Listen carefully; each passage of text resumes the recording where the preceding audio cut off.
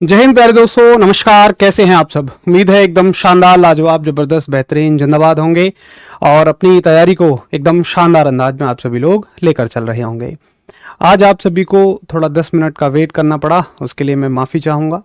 और मैं अभी से आपको ये बात क्लियर कर देता हूँ कि ये क्लास कभी कभी हो सकता है कि आपकी 5-10 मिनट लेट हो जाए, बिल्कुल रेगुलर नहीं, कभी कभी ऐसा हो सकता है। और उसका कारण क्या रहेगा? उसका कारण होता है कि इस टाइम मैं अपने ऑफिस से आता हूँ, दिल्ली ऑफिस से, तो कभी कभी रास्ते में थोड़ा जाम का सामना करना पड़ जाता है, तो उम्मीद से ज़्यादा समय उसमें लग जाता है। लेकिन इस बात की बिल्कुल परवाह मत करिएगा, सिलेबस पे इसका कोई भी असर कभी भी नहीं पड़ेगा। बस मैं थोड़ा सा पहले से ही बता के चल रहा हूँ कि ऐसा और भी कभी हो सकता है कि आपकी क्लास कभी 10 मिनट थोड़ी बहुत लेट हो जाए। बाकी वैसे तो मैं बहुत कम छुट्टियां करता हूँ। मेरी कोशिश होती है कि जब कोई जेन्युइन कारण हो तभी कोई छुट्टी की जाए। कभी क्लास ऑफ भी हो तो बस यही कारण समझ लेना कि मैं ऑफिस से आते समय कहीं जाम वगैरह में अटक गया हूँ, फंस गया हूँ। वैसे आप सभी बहुत अच्छे हैं, एकदम ज़बरदस्त, खूब अच्छे से कोऑपरेट करने वाले। चलिए तो क्लास को शुरू करेंगे हर दिन की तरह एक क्वेश्चन के साथ। और कल की क्लास से सवाल मेरा आपसे है, मुझे बताइए कि एक फर्मी कितने के बराबर होता है? 1 fermi is equals to A option 10 की पावर -15, बी ऑप्शन 10 की पावर -12, सी ऑप्शन 10 की पावर -10 और डी ऑप्शन है आपका 10 की पावर -9। तो सभी बताइए कि इनमें से एक फर्मी का क्या एकदम सही आंसर होगा। बहुत बढ़िया, वेरी गुड। रिकॉर्डेड क्लास आपको बिल्कुल मिल जाएगी। लाइव क्लास के बाद वो क्लास रिकॉर्डेड मोड में रह जाती है और एकदम लाजवाब, शानदार, जबरदस्त, बेहतरीन, जिंदाबाद आप सभी का आंसर आ रहा है और ये है ए। चलिए, बहुत अच्छा रिवीजन है आपका, वेरी गुड। ये प्रश्न तय करेगा कि आपकी तरफ जो मेरी सोच है वो कैसी बनती है। अगर इस प्रश्न का ज़्यादा से ज़्यादा सही आंसर है तो मेरी सोच बनेगी कि आप सब एक बहुत ही अच्छा रिवीजन कर रहे हैं, और अगर इस प्रश्न का उत्तर गलत होता है तो मैं मान के चलूंगा कि आप सभी रिवीजन नहीं कर रहे हैं। बाकी अभी तक के 2 दिनों में तो यही देखने को मिला है कि आप सभी का रिवीजन लगभग अच्छा है। और आप सभी बताइए, क्या रिवीजन सभी कर रहे हैं? एक बार सभी थम्स अप करके बताइए कि रिवीजन कर रहे हैं या नहीं। देखो भाई, बिल्कुल इस बात को दिमाग में ठान लेना। हो सकता है किसी किसी को मैं बुरा भी लगूं कि हर दिन एक ही राग अलापता रहता है। ये राग मैं आपको अंत तक अलापता रहूंगा, क्योंकि मैं जानता हूं रिवीजन ही वो चीज है जो आपके दिमाग में चीजों को लंबे समय तक फिक्स रखेगा। बाकी हम में से मैं आप कोई भी स्वामी विवेकानंद की तरह एक अलग तरह का दिमाग नहीं रखते कि एक बार किसी चीज को देखा और वो हमेशा के लिए याद हो गई। हमारे दिमाग की क्षमताएं सीमित हैं, तो हमें दिमाग को बार बार याद दिलाते रहना पड़ेगा। बहुत बढ़िया। और ज्यादातर बच्चे रिवीजन कर रहे हैं, जो नहीं कर रहे हैं कृपया शुरू कर दीजिए। बहुत थोड़ा सा अभी सिलेबस हुआ है, जब ज्यादा सिलेबस हो जाएगा तो आप चाह के भी उसका रिवीजन नहीं कर पाएंगे। चलिए, तो कल आपके 2 चैप्टर फिनिश हो चुके हैं। आज हम पार्ट 3 की तरफ चलेंगे, चैप्टर नंबर 3 की तरफ चलेंगे, जिसका नाम है गति यानी कि मोशन। तो चैप्टर नंबर आपका 3 जिसका नाम है मोशन। और यहां से अब हम राशियों को पढ़ना शुरू करेंगे। देखो, पहले 2 जो चैप्टर थे वो हैं पूरे अगले चैप्टर्स को समझने के लिए। ये मानो कि जो पहले 2 चैप्टरों में आपने पढ़ा वो ऐसे है जैसे मकान की एक नींव होती है।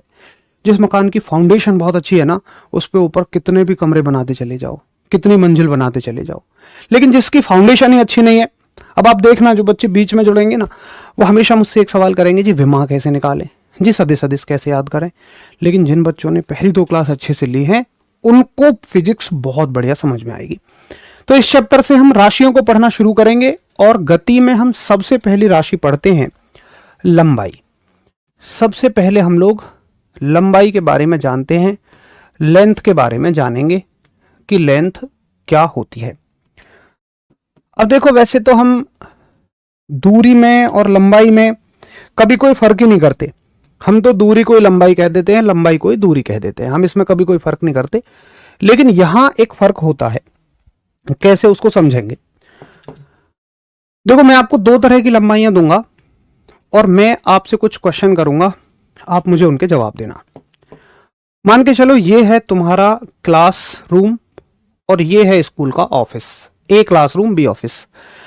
तो याद करो उन दिनों को जब आपसे टीचर चौक मंगाया करते थे, तो जैसे मानो कि मान लो इसमें से एक बच्चे को उठा लिया, राहुल को। सर ने कहा राहुल से कि भाई राहुल जाइयो जरा चौक लिया।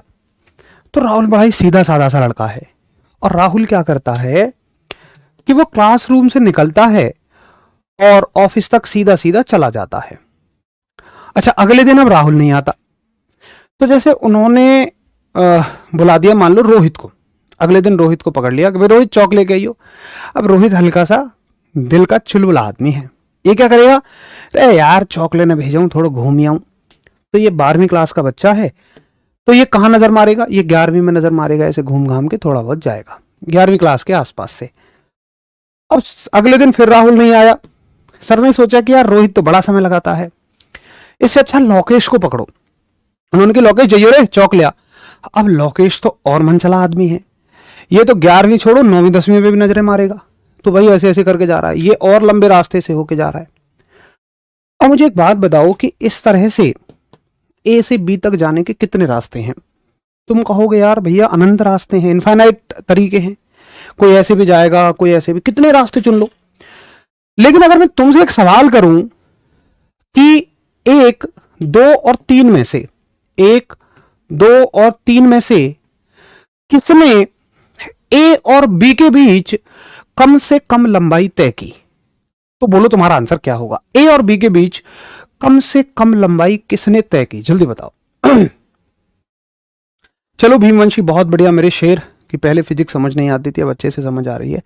एक यही टारगेट बस होगा कि फिजिक्स जिसे आप हमेशा टाल देते थे कि यार समझ नहीं आती, कोशिश होगी कि हंसी खुशी में मजाक मजाक में आप उसको सीख जाओ, और ऐसी सीखो कि अपने छोटे भाई बहनों तक को पढ़ा दो। तो आप कहोगे 2 को, बिल्कुल बढ़िया।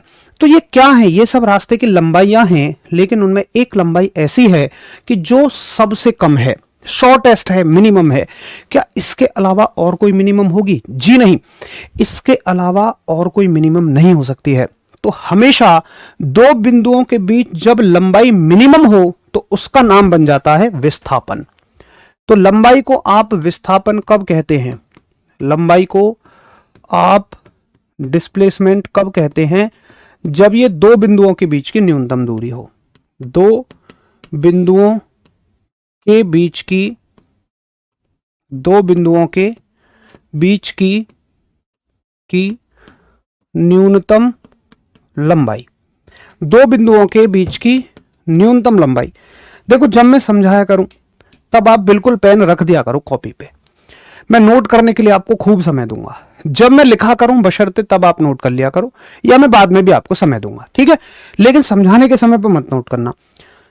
यानी कि आप कहोगे minimum length between 2 points, minimum length between 2 points is called as displacement. अच्छा, दूरी, अब इसके अलावा देखो ये तो विस्थापन हो गया, लंबाई को इसे विस्थापन कहा जाएगा, डिस्प्लेसमेंट कहा जाएगा, लेकिन इनको क्या बोला जाएगा? इनको बोला जाएगा दूरी, ठीक है। इनको क्या बोला जाएगा? दूरी बोला जाएगा, यानी कि डिस्टेंस बोला जाएगा।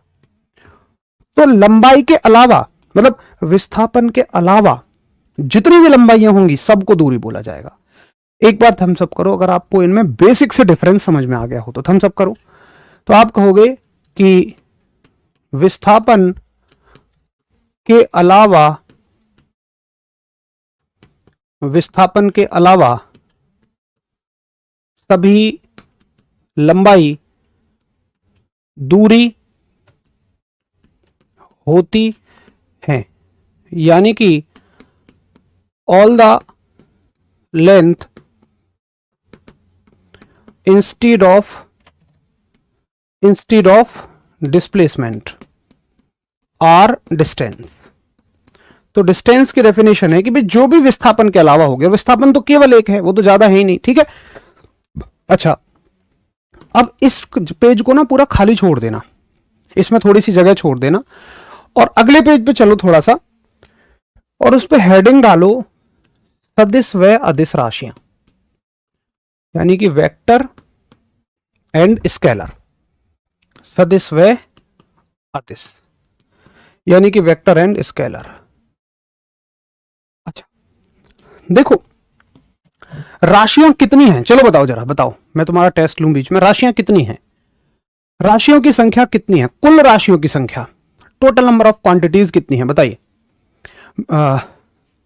बिल्कुल, जो एएलपी के लिए पढ़ाई है वो टेक्नीशियन के लिए सफिशिएंट रहेगी। सब कह रहे हैं 7। अरे मैंने मूल थोड़ी ना पूछा है, सवाल तो सुना करो। मैंने कहा टोटल राशियां कितनी हैं, कुल, तो कुल है अनंत। अब देखिए, हर एक राशि या तो सदिश होती है या तो अदिश होती है। भाई हर एक इंसान या तो अच्छा होता है या बुरा होता है। अब जैसे अच्छाई बुराई की कुछ परिभाषा है कि किसको अच्छा किसको बुरा कहेंगे, वैसे ही सदिश अदिश की भी एक डेफिनेशन है। क्या डेफिनेशन है, जो आप बचपन से रटते आए हो।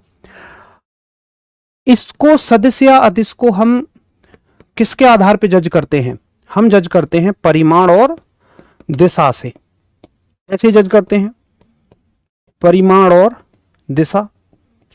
यानी कि हम बोलते हैं, ऐसे रखते हैं हम, वे राशियां जिन्हें व्यक्त करने के लिए दिशा की जरूरत नहीं होती है, केवल परिमाण की जरूरत होती है, वे अदिश राशियां कहलाती हैं। The quantities which nots need to the direction to represent itself are called as scalar quantities. ऐसे रटवा लेते हैं हम। लेकिन अगर हमें एक राशि उठा के पकड़ा दी जाए, जैसे मैं पूछ लूं प्रतिरोध, रेजिस्टेंस, तो तुम्हें ना उसमें दिशा पता लगेगी कि कहां दिशा है। तुमने रट लिया हो वो एक अलग बात है कि ये सदिश है अदिश है, लेकिन तुम भाई पहचान तो नहीं पाओगे। मतलब एक नई राशि मैं तुम्हें दे दूं, जैसे मैं बोल दूं भाई चुंबकीय प्रेरण है, प्रेरण है, अब बताओ सदिश है अदिश है। रट रखा हो तो अलग बात है, लेकिन तुम पहचान नहीं पाओगे कि कहां इसमें दिशा है, कुछ पता नहीं चलता, सब रट्टा मार लेते हैं। इस रट्टा से ही बचना है। सुनो कैसे, देखो, तुम जो डेफिनेशन रखते हो वो क्या है कि भैया सदिश वो होती हैं जिनमें परिमाण और दिशा दोनों चाहिए, है ना, और अदिश होती हैं जिनमें केवल परिमाण चाहिए, दिशा नहीं चाहिए। लेकिन कैसे, सुनो, मैं आपसे एक बात पूछता हूं। आप डॉक्टर के पास गए जब आपको बुखार आया,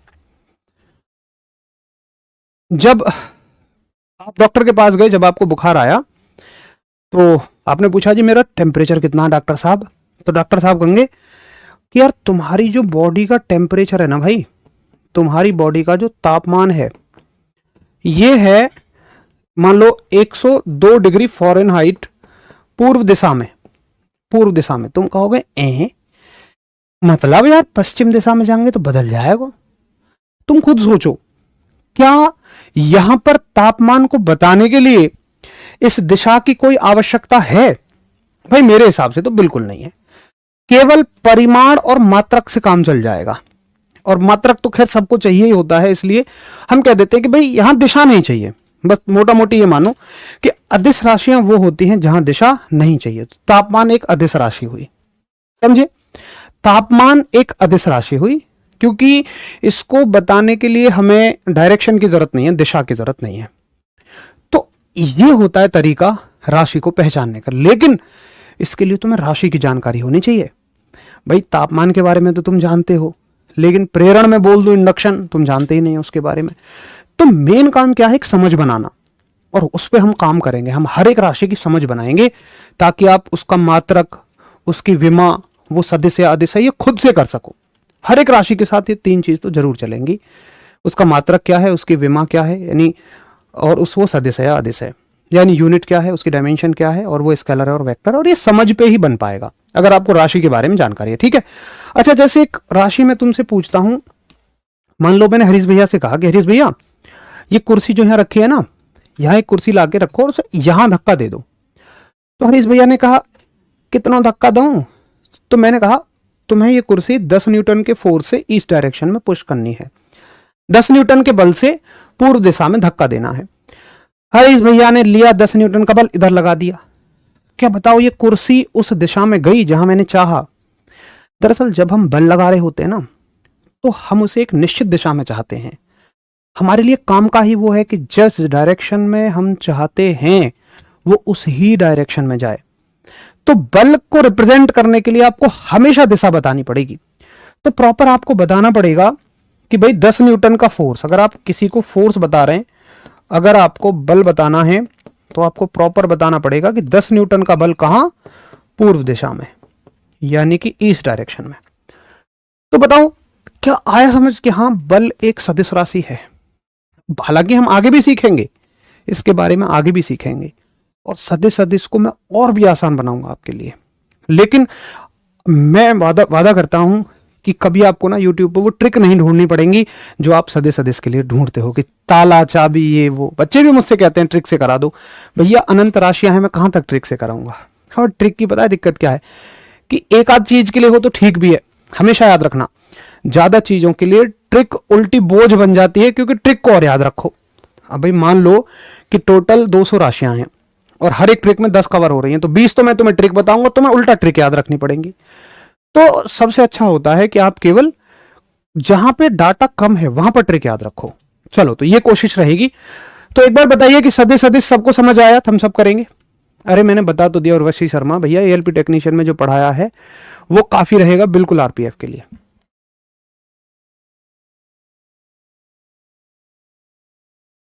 बताएंगे सभी एक बार।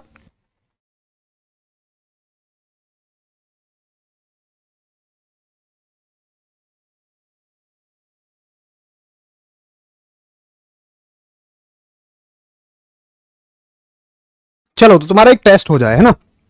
तुम मुझे बताओ कि विस्थापन और दूरी में से मुझे ये बताओ किसमें दिशा का ख्याल रखना पड़ रहा था। देखो विस्थापन क्या था कि तुम बिल्कुल सीधे चलोगे तो ही कम से कम दूरी तय करोगे, कम से कम लंबाई तय करोगे। अगर तुम जरा से भी यहां से भटके तो ये मान लो तुम दिशा का ख्याल नहीं रख रहे हो। तो मुझे ये बताओ कि क्या विस्थापन में दिशा का ख्याल रख रहे हैं? हालांकि आपका आंसर आना शुरू हो गया। तो फाइनली तुम मुझे यह बता दो कि भाई विस्थापन में हम दिशा का ख्याल रखना पड़ रहा है, हमें बिल्कुल सीधा चलना है। तो ये कैसी राशि हुई? ये एक सदिश राशि हुई, ये एक वेक्टर क्वांटिटी हुई। वहीं इसमें देखें तो ये कभी ऊपर जा रहा है, कभी आगे जा रहा है, कभी नीचे जा रहा है, कभी आगे जा रहा है, कभी नीचे जा रहा है, कभी ऊपर। यानी लंबाई वाले जो दूरी वाले जो है ना, ये दिशा का ख्याल नहीं रख रहे। तो ये एक कैसी राशि हो गई? ये एक अदिश राशि हो गई, यानी कि ये एक स्केलर क्वांटिटी हो गई। आई बात समझ में? अब इनके मात्रक क्या होते हैं? तो देखो लंबाई का मात्रक मीटर ही होता है, चाहे वो विस्थापन हो चाहे वो दूरी हो। ठीक है भाई। तो मात्रक क्या रहेगा? इसकी यूनिट क्या रहेगी? तो आप कहोगे जी यूनिट तो मीटर ही रहेगी। विमा क्या रहेगी? विमा क्या रहेगी यानी कि डायमेंशन क्या रहेगी? तो मूल राशि है एल हो जाएगी। अब चाहे वो विस्थापन हो चाहे वो लंबाई दूरी हो, ये सब कुछ सेम रहेगा। ठीक है भाई। सर आप मार बम धुआं धुआं पढ़ाते हैं। अरे यार बम बम मत मारो भाई, बस कोशिश करो कि अच्छे से पढ़ के चीज़ों को समझ के अपना एग्ज़ाम निकाल लो। बहुत सारी ज़रूरत है यार, बहुत सारी जिम्मेदारियां हैं कंधों पे, वो जल्दी जल्दी पूरी हो जाए, बस इतनी कोशिश करनी है ना। ये बम बम नहीं मारने हैं। बहुत बढ़िया। चलो तो एक तो देखो सीधा सीधा सवाल बनेगा कि भाई बोलो जो विस्थापन है वो क्या होता है। तो आप कह दोगे जी दो बिंदुओं के बीच की न्यूनतम लंबाई को विस्थापन कहते हैं, कहानी खत्म। आपसे पूछ लेगा कौन सदिश है कौन अदिश है, वो भी आप बता दोगे। एक छोटा सा ना सवाल भी बन जाता है, जैसे प्रश्न आपसे पूछेगा, न्यूमेरिकल सवाल आपसे पूछेगा। यार यहाँ जगह नहीं बचेगी, चलो ठीक है वो देख लेंगे। एक न्यूमेरिकल सवाल आपसे पूछेगा, जैसे आपसे बोलेगा कि कोई व्यक्ति ए से लेके बी तक जाता है, ठीक है, जो कि 10 मीटर दूर है, और वो वापस बी से सी तक आता है जो कि 3 मीटर दूर है। तो इस पूरी प्रक्रिया में आप विस्थापन यानी कि डिस्प्लेसमेंट और दूरी यानी कि डिस्टेंस बताओ। ये बात आपसे वो पूछेगा। तो देखो याद रखना कि विस्थापन एक सदिश राशि है, डिस्प्लेसमेंट एक वेक्टर क्वांटिटी है, और वेक्टर क्वांटिटी अपने आप में दिशा की जानकारी लेके चलेगी। तो अगर तुम आगे चलने को प्लस कहो तो भाई साहब तुम्हें पीछे चलने को माइनस कहना पड़ेगा। अरे तभी तो ये दिशा की जानकारी लेके चल रही है। तो ये हो जाएगा 10 में से 3 गए तो 7। लेकिन दूरी में आंख बंद करके चलो, कोई दिशा की जानकारी की जरूरत नहीं है। आगे चले +10, पीछे चल रहे हैं +3, मजे ही मजे, 10 और 3 प्लस के 13 मजे ही मजे। तो दूरी को आंख बंद करके ऐड कर देना, क्योंकि भैया ये एक अदिश राशि है। ठीक है। चलो तो अगर आपको ये समझ में आया एक बार देखिए फिर से एक और सवाल कि कोई व्यक्ति ए से लेके बी तक जाता है जो कि 10 मीटर दूर है, और पुनः बी से लेके सी तक जाता है, लेकिन अब की बार सी पॉइंट जो है वो मान लो 12 मीटर दूर है, और फिर आपसे पूछा जाएगा कि दूरी और विस्थापन बताइए। बताओ भाई, अब की बार कितना विस्थापन कितनी दूरी, देखें जरा अगर आपको चीजें समझ में आ रही हैं तो।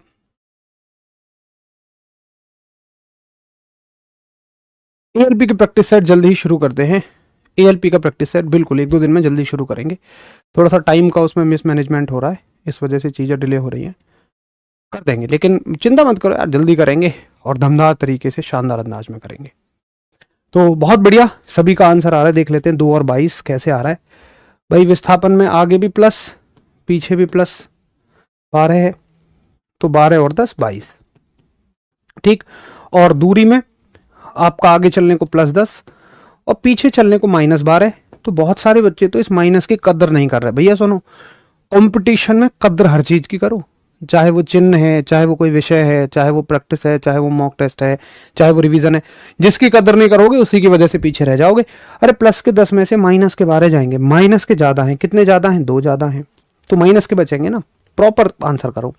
चलो एक और सवाल करो कि कोई व्यक्ति ए से लेके बी तक जाता है जो कि 10 मीटर है, और फिर बी से लेके ए तक आ जाता है जो कि 10 मीटर ही है। तो बोलो कितनी दूरी कितना विस्थापन? बोल तो ना जरा दिल में क्या है छुपा, मैं सबको बताऊंगा। मैं किसी से कहूंगा नहीं, ऐसे है ना। बोलो, गलत लिख दिया कैसे भाई? अच्छा सॉरी, कोई बात नहीं, कोई बात नहीं। विस्थापन इसमें लिख दिया है और दूरी इसमें लिख दिया है, कोई बात नहीं यार, कोई दिक्कत नहीं है। चलो बहुत बढ़िया, अब तो खैर तुम इतने समझदार हो ही गए हो कि ऐसी चीजों को खुद से करेक्ट कर लोगे। कोई दिक्कत नहीं है, कोई दिक्कत नहीं। उसके लिए सॉरी, वो उल्टा लिख गया। चलो इस क्वेश्चन पे फोकस करो, फटाफट से इसका आंसर बताओ, जल्दी से जल्दी से बताइए। तो आप आंसर कर रहे हैं कि विस्थापन में +10, पीछे चल रहे हैं -10, और आंसर आ जाएगा 0 0। 10 में 10 गए 0। और दूरी में आगे चल रहे हैं तो भी प्लस, मजे ही मजे, और पीछे चल रहे हैं तो भी प्लस, मजे ही मजे, कोई प्लस माइनस नहीं देखना, उत्तर भी प्लस में, मजे ही मजे। बहुत बढ़िया। तो ये 3 सवाल हो गए, ठीक है। अच्छा अब तुम मुझे एक बात बताओ, एक सवाल और करो कि एक व्यक्ति ए से शुरू करता है और बी तक जाता है, फिर वो वापस नहीं आता, वो वापस नहीं आता, तो दूरी और विस्थापन बताओ। हालांकि आप सभी के आंसर एकदम बेहतर आ रहे हैं, मजा आ रहा है, लग रहा है कि हाँ चीजें आपको क्लियर हो रही हैं, समझ में आ रही हैं। बहुत बढ़िया, बहुत बढ़िया। बताइए इसका आंसर। तो आप कह रहे हैं जी उत्तर दोनों का हो जाएगा 10। वेरी गुड, क्योंकि आगे चलने को +10 और इसमें भी आगे चलने को +10। बहुत बढ़िया। अब सुनो, मैं तुमसे कुछ बात पूछूंगा। देखो एक तो सवाल ऐसे ही आ जाएगा, अब मैं तुमसे कुछ बात पूछूंगा। क्या? मैं एक बात बताता हूं, उस पर फिर तुम हाँ या ना बताना। मैं एक दावा कर रहा हूं, और मेरा दावा यह है कि जो दूरी है ना, दूरी वो ना 0 हो सकती है और ना नेगेटिव हो सकती है। देख लो सारे सारे एग्जांपल्स में देख लो, और इससे ज्यादा एग्जांपल भी पॉसिबल नहीं है। ये सारे मैक्सिमम पॉसिबल एग्जांपल मैंने कवर कर लिए। तो आप देखो जो दूरी है ना, वो हमेशा प्लस में रहेगी, वो ना कभी माइनस में हो सकती है और ना ही वो कभी 0 हो सकती है। तो बताओ क्या तुम मेरी बात से सहमत हो? क्या आप मेरी बात से सहमत हैं? अगर मैं ये कह रहा हूं कि दूरी हमेशा धनात्मक होती है, लेकिन अगर आप विस्थापन पे नजर मारें तो ये हमेशा रंग बदल रहा है, कभी प्लस में भी हो सकता है, ये कभी माइनस में भी हो सकता है, और ये कभी 0 भी हो सकता है। बताओ मेरी इस बात से सहमत हो? बन गया एक सवाल, टक्क से लिख लो उसको, ये लो। हालांकि तुम एक दूसरा मतलब सीधी लाइन नीचे खींच लेना, मैं यहां से थोड़ा मिटा मिटू के काम चला रहा हूं, तुम मत मिटा देना है ना, बस मैं तो यहां जगह बना रहा हूं। और मैं एक स्टेटमेंट लिखूंगा, तुमसे कहलवा के लिखवा रहा हूं। मैं क्या लिखूंगा कि विस्थापन जो है वो हमेशा, हमेशा यानी कि ऑलवेज, सॉरी हमेशा नहीं, ऐसे लिखो, मतलब ये पॉजिटिव भी हो सकता है, ये नेगेटिव भी हो सकता है, और ये 0 भी हो सकता है, लेकिन जो दूरी है, दूरी हमेशा हमेशा और हमेशा कैसी रहेगी, ये हमेशा पॉजिटिव ही रहेगी। तो बताओ कैसी बात है। सर समझ नहीं आ रहा है तो भाई साहब समझो विराट, मेरे शेर, मेरे दोस्त, मेरे जवान, हालांकि मैं पूरी कोशिश कर रहा हूँ और 99.99% बच्चों को समझ में आ रहा है। अगर 0.1% बच्चे को नहीं समझ में आ रहा है तो आप थोड़ी सी कोशिश करो, चीज़ें समझ में आ जाएंगी। मैंने बड़ी आसान बनाने की कोशिश की है, ठीक है। तो आप मेरी बात से सहमत हैं कि हाँ भैया मुझे समझ में आ गया कि ये पॉजिटिव नेगेटिव जीरो भी हो सकता है, जबकि दूरी हमेशा पॉजिटिव हो सकती है। एक और मजे की बात देखो, सुनो, मैं आपसे पूछ रहा हूं, मुझे एक बात बताओ, क्या कहीं पर भी दूरी आपको विस्थापन से छोटी नजर आ रही है? चेक करके देखो, चेक करो, दूरी देखो यहां भी ज्यादा है, दूरी यहां भी ज्यादा है विस्थापन से, दूरी यहां भी ज्यादा है विस्थापन से, और यहां बराबर है, लेकिन छोटी तो नहीं है। तो अगर पेपर में आ जाए कि क्या दूरी विस्थापन से कभी छोटी हो सकती है, क्या डिस्टेंस कभी डिस्प्लेसमेंट से छोटी हो सकती है, तुम कहना नहीं, नहीं और नहीं। तो टक्कर से आंसर करेंगे कि भाई साहब जो दूरी है ना, दूरी क्या हो सकती है कि भाई देखो ये विस्थापन से, दूरी विस्थापन से बड़ी या बराबर होती है, बड़ी या बराबर होती है। यानी कि डिस्प्लेसमेंट इज विस्थापन से बड़ी या बराबर होती है। यानी कि आप ऐसे लिखो, इंग्लिश में इसको ऐसे फ्रेम करो कि बिगर और इक्वल टू डिस्प्लेसमेंट, बिगर और इक्वल टू डिस्प्लेसमेंट, ठीक है। लेकिन ये तो भाई दूरी से छोटा भी हो सकता है, बराबर भी हो सकता है। ये जो है ये दूरी से छोटा या बराबर हो सकता है, ठीक है भाई। तो नोट करिए, इसकी इंग्लिश में यहां लिख देता हूं, है ना, इसकी इंग्लिश में यहां लिख देता हूं कि may be smaller or equal than distance, may be smaller or equal than distance, ठीक है। तो जरा बताओ कि हाँ भैया हमें ये बात अच्छे से समझ में आ गई। अब तुम खुद देखो, ढेरों सवाल बन सकते हैं। अगर आपको टॉपिक की अच्छी समझ है तो आप टक से इसका आंसर कर दोगे। बहुत बढ़िया, एक बार हम सब करें, अगर आपका नोट हो गया हो, एक बार हम सब कर दीजिए अगर आपका नोट हो गया हो और आपको समझ में आ गया हो।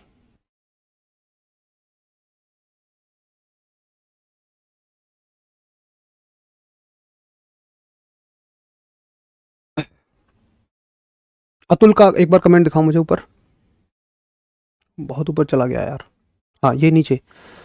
गुरुजी ऐसे मुझे बैच लेने का क्या फ़ायदा हुआ कि आज का पीडीएफ कल मिल रहा है? ऐसा तो नहीं होगा यार अतुल, जैसे मेरी क्लास का भी मैंने कल भी देखा था, 9 साढ़े 9 तक पीडीएफ डल जाती है। देखो एप्लीकेशन में ना क्लास होने के बाद, अभी तो खैर यूट्यूब पे ही क्लास है यार, इसकी तो पीडीएफ साथ के साथ मिल रही होंगी आपको। कभी कभी किसी की रह जाती होगी, वो तो देखो कभी कभी गलतियां हो जाती हैं, बाकी रेगुलर पीडीएफ आपकी डलती है। और मैं एक बार टीम को अच्छे से बोल दूंगा कि वो आपकी बात पे ध्यान दें, ठीक है।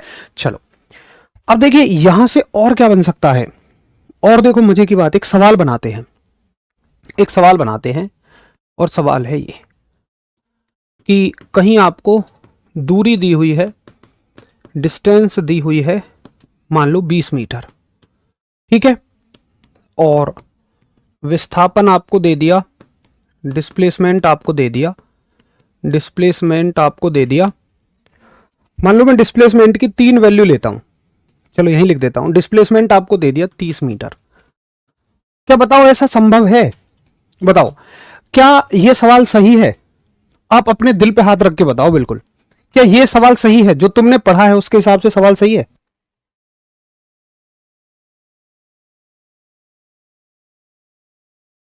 यह सवाल सही नहीं है, क्योंकि विस्थापन कभी भी ज्यादा नहीं हो सकता। हो सकता है कि यह सवाल अब सही हो जाए, है ना, अब सही हो जाए। अच्छा चलो तुम मुझे दूरी और विस्थापन का भाग लगा के दिखाओ। मैं तुमसे एक बात पूछता हूं, बताओ दूरी बटे विस्थापन कितना आएगा? दूरी बटे विस्थापन, उत्तर बताओ जल्दी। ये मैं सोचना क्या छोटे छोटे काम करा रहा है मास्टर, मैं तुमसे ही कराऊंगा। मैं रिजल्ट को समझाने की कोशिश कर रहा हूं जिसको तुम सीधा रटते हो, ताकि आपके दिमाग में चीजें हमेशा फिक्स रहें। 2 हो जाएगा, ठीक है, 2 हो जाएगा।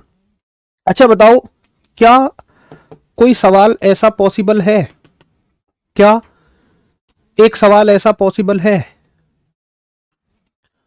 धीरे धीरे चलते हैं, आराम आराम से, गहराई में, आनंद आएगा। क्या सवाल ऐसा पॉसिबल है? बताओ, जल्दी बताओ, क्या सवाल ऐसा पॉसिबल है? ये सवाल ठीक है?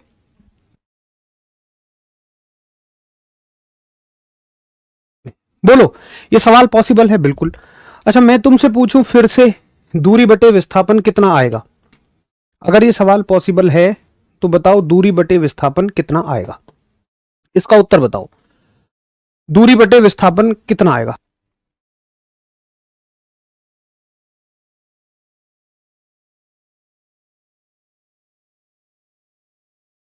उत्तर आ जाएगा 1। अच्छा, जो सवाल पॉसिबल नहीं था, जो सवाल पॉसिबल नहीं था, जिसमें हमने इसको 30 ले लिया था, अगर उसके हिसाब से हम दूरी बटे विस्थापन मान लो निकालें, पॉसिबल तो नहीं है बट अगर निकालें तो बताओ कितना आ जाएगा? जो सवाल पॉसिबल ही नहीं था उसके हिसाब से पूरा आंसर बताना, पूरा पॉइंट में, फ्रैक्शन में आंसर बताना। जो सवाल पॉसिबल ही नहीं था उसके हिसाब से उत्तर कितना आएगा, फ्रैक्शन में आंसर बताओ। तो तुम कहोगे दूरी बटे विस्थापन का मतलब है 20/30, है ना, यही तो कहोगे। ये पॉसिबल नहीं है, हालांकि 2/3 का मतलब 0.67। ठीक भाई, ये पहले बताओ सबको क्लियर है? अरे यार, एक छोटे से गुणा भाग में भी 10 तरह के आंसर कर दिए। यार तुम मैथ्स के स्टूडेंट हो, क्या कलाकारी कर दी तुमने। ठीक है, हालांकि देखो ये सही है, ऐसा हो सकता है, ऐसा भी हो सकता है, लेकिन ऐसा नहीं हो सकता। यानी कि सुनो सवाल क्या बना, कि दूरी तथा विस्थापन का अनुपात या तो 1 के बराबर रहेगा या 1 से बड़ा होगा, कभी भी 1 से छोटा तो नहीं जाएगा। क्या आप मेरी बात से सहमत हैं? अगर मैं ऐसी बात कहता हूं तो बताइए कि दूरी तथा विस्थापन का अनुपात या तो 1 के बराबर रहेगा या ये 1 से ज्यादा होगा, ये 1 से छोटा तो कभी भी नहीं हो सकता है। इस बात से सहमत है? लिख दूं तो भैया लिख लो, फिर तुम खुद ही एक नोट डालो बढ़िया सा, और यहां से पेपर में सवाल आता है।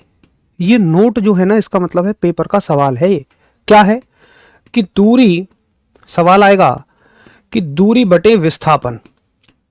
देखो सवाल कैसे आएगा कि डिस्टेंस अपॉन डिस्प्लेसमेंट का जो रेशियो है ये क्या हो सकता है। ऑप्शन होंगे, ए ऑप्शन होंगे कि ये अनुपात या तो 1 से बड़ा होगा या 1 के बराबर होगा। इस बात का ये मतलब है या तो ये 1 से छोटा होगा या बराबर होगा 1 के, या ये हमेशा बराबर होगा या ये हमेशा 0 के बराबर होगा। तो तुमने सीखा कि ये अनुपात 1 से बड़ा होगा या बराबर होगा। 1 से बड़ा या बराबर के लिए ये निशान है, 1 के बराबर या 1 से बड़ा, ये निशान हो जाएगा। तो तुम्हारी थ्योरी की भाषा को वो मैथ्स की टर्म में पूछ लेता है। ठीक है। अच्छा एक बात बताओ, अगर क्वेश्चन उल्टा आ जाए, अब दिक्कत क्या है, एक बच्चे ने रट लिया कि ऐसा सवाल आएगा तो ऐसा उत्तर होगा, लेकिन एग्जामिनर बड़ा होशियार है, वो क्या करेगा तुमसे, वो कहेगा कि किसी सवाल में विस्थापन ऊपर है और दूरी नीचे है, विस्थापन ऊपर और दूरी नीचे, ये नोट नंबर 1, ये नोट नंबर 2। अब बताओ इसका उत्तर क्या होगा, इन ऑप्शन में से कौन सा इसका उत्तर होगा। तो बहुत दिमाग नहीं लगाना है, आपको जस्ट उल्टा कर देना है कि यार देखो ये अनुपात अगर 1 से बड़ा या बराबर है तो ये अनुपात 1 से छोटा या उसके बराबर होगा। ठीक है, तो जरा बताओ क्या आपको बड़े अच्छे तरीके से मेरी बात समझ में आ गई। और देखो ये जो क्वेश्चंस हैं, अगर आप इनको समझे ना तो निश्चित तौर पर आप ये मान लेना, रट के जाएंगे तो कभी भी आप इनको सही नहीं कर सकते, क्योंकि या तो ऐसे पूछ ले या तो ऐसे पूछ ले, कुछ ना कुछ गलती होने के चांसेस होते हैं। बट अगर आप इनकी अच्छी समझ रखते हैं तो निश्चित तौर पर आप बेहतर आंसर करके आएंगे। ठीक है, चलो तो ये सभी को क्लियर है, नोट हो गया। एक बात हम सब करें, फिर एक और सवाल मैं आपको बताऊं बेहतरीन सा।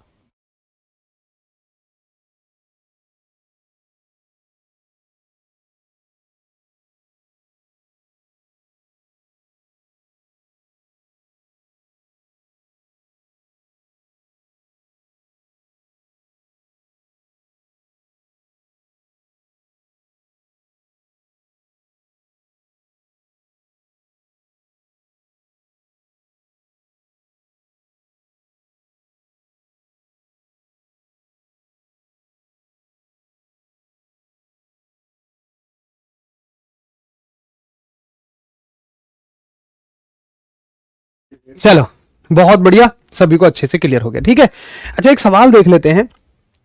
एक सवाल आएगा कि कोई व्यक्ति यहां चाहो अपने किसी पसंदीदा आदमी का नाम डाल लो, आदमी क्या मतलब उनका भी नाम डाल लो, कोई दिक्कत नहीं। कोई व्यक्ति किसी वृत्ताकार पार्क के 4 चक्कर लगाता है। वृत्ताकार पार्क के 4 चक्कर लगाता है, उसका विस्थापन बताओ भाई, उसका विस्थापन यानी कि डिस्प्लेसमेंट क्या होगा। वृत्ताकार का मतलब होता है इंग्लिश वाले मेरे भाइयों सर्कुलर, बाकी तो सारी चीजें आप समझते ही होंगे। तो देखो उसका मतलब क्या है, उनका मतलब, अरे यार उनका मतलब यार किसी फैमिली मेंबर का नाम ले लो, तुम तो बिल्कुल ही वहां पहुंच जाते हो। अच्छा हमारा प्लान तो नहीं फैमिली मेंबर बनाने का है, फिर तो ले सकते हो, कोई दिक्कत नहीं। चलो अब देखिए, कोई व्यक्ति एक वृत्ताकार पार्क है, सर्कुलर ट्रैक है, और इसमें 4 चक्कर लगाएगा। चक्कर का मतलब क्या है, जहां से चलेगा वहीं आ जाएगा, 1 2 3 4। तो मुझे एक बात बताओ क्या, अरे वाह बहुत बढ़िया, एकदम जबरदस्त, शानदार और बेहतरीन आंसर आप सभी का है कि इसका आंसर होगा 0। वेरी गुड, बहुत बढ़िया। मैंने कभी फिजिक्स नहीं पढ़ी, आज पढ़ रहे हैं तो सब समझ में आ रहा है भाई, वाह बहुत अच्छा।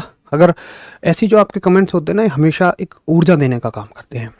तो इसका उत्तर क्या हो जाएगा भैया, 0/सन्नाटा। तो ढेरों सवाल इस तरह के बनते हैं, आगे भी ये कॉन्सेप्ट हमारे काम आएगा। ये हो गया आपका 0। ठीक है, चलो तो ये दोनों राशियां बताओ आपको क्लियर है, दूरी और विस्थापन, डिस्टेंस और डिस्प्लेसमेंट एकदम झमाझम शानदार बेहतरीन जबरदस्त तरीके से आपको क्लियर है। अगर हाँ तो फिर हम और अगली राशियों की तरफ बढ़ चलते हैं, जिनका नाम है चाल और वेग। अगर ये राशियां आपको क्लियर हैं तो फिर हम आगे चलें, जिनका नाम है चाल और वेग। तो 2 राशियां हमने कवर कर ली, आगे 2 और कवर करते हैं, चाल तथा वेग यानी कि वेलोसिटी। और जिसको दूरी तथा विस्थापन समझ आया, डिस्टेंस डिस्प्लेसमेंट समझ आया, 0 कैसे आ गया अगर 3 चक्कर लगाता है, अरे भाई जहां से चल रहे हो वहीं आके रुक गए तुम, तो विस्थापन हमेशा 0 होगा, याद रखना। तुम जहां से चले और वहीं वापस आके रुक गए, जैसे क्वेश्चन हमने देखा था जिसमें आप +10 चलते हो, -10 पीछे आ जाते हो, तो जहां से चले वहीं आ गए, ऑलवेज आपका डिस्प्लेसमेंट 0 होगा। ठीक है, चलो आगे देखें। अब देखो चाल क्या होती है, तो हमने एक राशि पढ़ी दूरी यानी कि डिस्टेंस। अगर इसको आप समय के साथ पढ़ने लगें, यानी कि समय के साथ इसकी तुलना करने लगें या टाइम के साथ इसकी स्टडी करने लगें, तो ये चाल बन जाती है। वैसे ही अगर आप विस्थापन को समय से भाग दे दें, यानी कि डिस्प्लेसमेंट को अगर आप समय से भाग दे दें, टाइम से भाग दे दें, तो यहां पर भी वेग बन जाएगा। देखो किसी भी चीज की उत्पत्ति हमेशा 2 चीजों के मिलने से होती है, तो मतलब उत्पत्ति का मतलब यहां पे जो नई राशियां बनेंगी वो हमेशा 2 चीजों के, 2 राशियों के मिलने से बनेंगी। तो या तो हम हर जगह ये कहते फिरें कि भैया दूरी और समय हमने भाग दे दियो है, हमने विस्थापन और समय में भाग दे दियो है, या आप सिंपल सा ये कहो कि चाल या वेग। नए शब्दों की जरूरत तब पड़ती है हमें, नई राशियों की जरूरत तब पड़ती है जब कई सारी राशियां आपस में मिल जाती हैं, उनको आराम से समझने के लिए। ठीक है, अब देखो ये बात समझ में आ गई। अब इसकी डेफिनेशन क्या बनेगी, परिभाषा क्या बनेगी, तो एक मजे की बात बता रहा हूं, बड़ी जबरदस्त सी। जिस भी राशि में समय का भाग लग जाए, बस उसमें क्या कर देना, जैसे दूरी में समय का भाग लग गया, तो आप ये कह देना कि दूरी की दर, समय के भाग का मतलब दूरी की दर को चाल कहते हैं। बस आप उसी राशि में कह देना दर, समय का मतलब दर होता है। इंग्लिश वाले क्या कहेंगे, जैसे डिस्टेंस है ना, तो रेट, अगर डिस्टेंस में टाइम का भाग लगा है तो आप ये कहो कि rate of distance is called as speed. ये लो, टक से डेफिनेशन बन गई। तो कभी भी हम ना एक चीज को समझेंगे, वो क्या है, उसका फार्मूला, और फार्मूला से ही अच्छे से डेफिनेशन क्लियर करेंगे। तो इसकी डेफिनेशन लिख के दिखा दो तुम सभी, मुझे वेलोसिटी की यानी वेग की डेफिनेशन लिख के दिखाओ जल्दी। हाँ बिल्कुल बिल्कुल, ईशो स्पीड, बिल्कुल भाई, आईसो स्पीड है इनका नाम। भैया मुझे आज पेमेंट करना है, कोर्स लेना है, और मैं जी पे नहीं चलाता, कैसे लूँ भैया? भाई जो जैसा पे चलाते हो वैसे ले लो, कोई दिक्कत नहीं है। कुछ भी आप यूपीआई यूज़ करते हो, आप क्रेडिट कार्ड डेबिट कार्ड जो भी यूज़ करते हो, पड़ोसी की जेब से चुरा के तो नहीं चलेगा। Credit card debit card UPI कुछ भी आप चलाते हैं, ठीक, बहुत बढ़िया। और इंग्लिश वाले इंग्लिश में अपने जौहर दिखा रहे हैं, वहीं हिंदी वाले हिंदी में अपना जौहर दिखा रहे हैं। तो अब आप डेफिनेशन बनाना सीख गए, आपको रटने की कोई ज़रूरत नहीं है, और आप खुद से कह रहे हैं कि विस्थापन की दर को, मैं इसको कॉपी मार लेता हूं पहले, रुको, ये हो गया। तुम कैसे कॉपी मारोगे? कोई बात नहीं, तुम अपना अपने आप देखना, लिख लो तब तक, जब तक मैं कलाकारी कर रहा हूं। ये हो गया, और यहां से केवल क्या हटा देना है, विस्थापन कर देंगे बस, है ना। यहां पे क्या लिख देंगे, बस विस्थापन, विस्थापन की दर को और यहां बोल देंगे वेग, रेट ऑफ, यहां पे बोल देंगे डिस्प्लेसमेंट, और यहां पे बोल देंगे वेलोसिटी। तो विस्थापन की दर को वेग कहते हैं, यानी कि रेट ऑफ डिस्प्लेसमेंट, सही है, इज कॉल्ड एज वेलोसिटी। ये इनकी डेफिनेशन बन जाएंगे, टक से कहानी खत्म। अच्छा, अब देखो भाई एक बात बड़ी बढ़िया वाली, क्या कि इनके मात्रक क्या हैं। तो हर एक राशि का एक मात्रक होता है, एक यूनिट होती है। तो बताओ दूरी का मात्रक क्या होगा? तो दूरी एक प्रकार की लंबाई है, और लंबाई का मात्रक मीटर रहेगा, और समय का मात्रक सेकंड रहेगा, ठीक है, सेकंड। तो शॉर्ट में लिखा करेंगे अब से। अच्छा, एक बार ना आप खुद से मात्रक निकाल के देखो, आप क्या पाओगे कि वेग का भी मात्रक वही है, जो कि चाल का है वही मात्रक वेग का है, दोनों में कोई अंतर नहीं है, टक्क से आंसर हो जाएगा। फिर मैं तुमसे पूछूं विमा क्या है, तो शायद अब विमा तुम्हारा उतना दुश्मन रह नहीं गया जितना ये पहले था। आप कहोगे जी इसकी जगह एल लिख दो, इसकी जगह टी लिख दो, ऊपर ले जाओगे तो टी की अभी यहाँ एक पावर प्लस में है, फिर ये माइनस में हो जाएगी, ठीक है। और इसकी भी डायमेंशन सेम ही हो जाएगी, क्योंकि डायमेंशन हमेशा मात्रक से बनती है, अगर मात्रक सेम है तो विमा भी सेम है, ठीक है। थोड़ा सा आप जगह के अनुसार लिख लेना। अब देखो एक बेहतरीन बात बताऊंगा तुम्हें, गजब की, और अभी थोड़ा सा, खैर आज चलो इतना ही पढ़ते हैं, कल इसको कंटिन्यू करेंगे। और अब इसमें ये बताना रह गया है मुझे कि ये सदिश हैं या अदिश हैं। तो देखो सदिश अदिश बताने के लिए हमें ये पता होना चाहिए कि इसमें दिशा की जरूरत है या नहीं है, लेकिन बाकी में कोई मतलब हम ना हर एक राशि में ये नहीं पहचान सकते कि दिशा की जरूरत है या नहीं है। कुछ कुछ में आराम से पहचान लेते, जैसे तापमान है, बल है, लेकिन कुछ कुछ में नहीं पहचानते। तो मैं आपको एक बड़ा सॉलिड तरीका बताऊंगा, बहुत ही आसान सा, टक्क से समझ में आ जाएगा। तो कल वो मैं आपको बताऊंगा, कल यहीं से शुरू करते हैं। अभी 9 बजे से एक आर्मी के लिए लाइव मॉक टेस्ट होता है, तो हमें शार्प बिल्कुल 9 बजे से शुरू करना होता है, इसलिए उसमें अब मुझे जाना रहेगा। तो सदिश और अदिश के बारे में मैं कल आपको एक और ट्रिक बताऊंगा, और मैं वादा करता हूं कि ऐसी ट्रिक आपने कभी नहीं पढ़ी होगी, मजा आ जाएगा बिल्कुल आपको, और उस ट्रिक के माध्यम से हम सारी आगे की राशियों को अच्छे से समझ लेंगे। बहुत बढ़िया, कोई कोई बच्चा उस ट्रिक का नाम भी मेंशन कर रहा है, तो आशा करूंगा सब कुछ बढ़िया चल रहा होगा। और भाई बस आपसे मैं देखो इतना कहूंगा कि बेशक कितनी ही अच्छी तरह से चीजें आपको समझ में आ जाएं, लेकिन आपका दिमाग इन्हें 1 दिन 2 दिन से ज़्यादा याद नहीं रख सकता है। अगर आप इन्हें लंबे समय तक याद रखना चाहते हैं, अगर आप उस डर से बचना चाहते हैं जो एग्ज़ाम से पहले लगता है कि पढ़ा तो सब कुछ है लेकिन ऐसा लग रहा है जैसे कुछ भी नहीं पढ़ा, स्क्रीन पे क्वेश्चन आ गया, आप ए और बी में कंफ्यूज हो गए कि हो सकता है ए है बी है। देखो कंपटीशन का एक रूल है, आपका सामने क्वेश्चन आया, एक बार में आपने उसका टक से जवाब दे दिया बगैर उलझे, तो ये मान लेना उस एग्जाम में आपका सिलेक्शन हो जाएगा। जब तक आप क्वेश्चंस को देख के कंफ्यूज हैं, क्वेश्चन की कैलकुलेशन मैथ्स में कर रहे हैं, उसके बाद भी उत्तर नहीं आ रहा तो फिर दोबारा देख रहे हैं, बस यही बड़ा पाप है। कॉम्पिटिटिव एग्जाम में अगर कोई काम आपने दोबारा किया तो मौत है। कोई भी काम, चाहे वो कैलकुलेशन करनी हो, चाहे वो एक क्वेश्चन को 2 बार देखना हो। और ऐसा कब संभव है? ऐसा संभव है जब आपके दिमाग में वो सवाल हमेशा रहे। जैसे देखो ABCD है, बचपन से तुमने इतनी बार उनको पढ़ लिया कि नींद में भी कोई बोले तो उनको सुना दोगे। लेकिन ऐसे अनार तुमने बचपन में पढ़े, फिर तुमने छोड़ दिए पढ़ना। कोई बहुत बड़ी तोप चीज़ तो नहीं है ऐसे अनार, लेकिन तुम नींद में छोड़ो, बिल्कुल जिंदा हालत में भी नहीं सुना पाओगे। तो ये सारा खेल होता है रिवीजन का। इसलिए भैया सोने से पहले अपना रिवीजन जरूर रखना। दिन भर की 8-10 घंटे की जो मेहनत है उसको ऐसे मान लेना जैसे वैष्णो देवी जाते हैं ना, तो जब तक भैरव बाबा की चढ़ाई पूरी नहीं करते तो यात्रा पूरी नहीं मानी जाती है। तो रिवीजन ऐसी मानो जैसे भैरव बाबा की चढ़ाई है भैया, उसको तो जरूर करके सोना, तो ही आपकी यात्रा कंप्लीट मानी जाएगी। चलिए फिर मिलेंगे कल। नमस्कार, धन्यवाद, जय हिंद।